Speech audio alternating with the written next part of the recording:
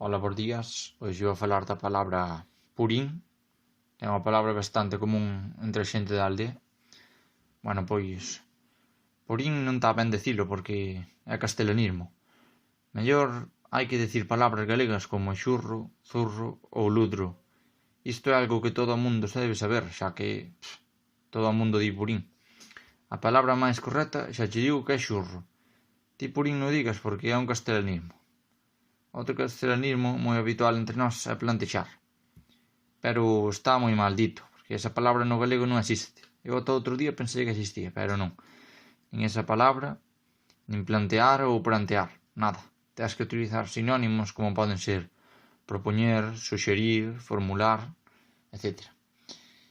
E se a hora de escribir un texto ves esa palabra, pois o que tens que facer é ler outra vez e repetir. Por exemplo, non me plantexei esa posibilidade. Ben, pois, ti pensas e repítela. E busca sinónimos da palabra plantexar, que non existe en galego. Non me pensara esa posibilidade e na máis. Digo cho eu.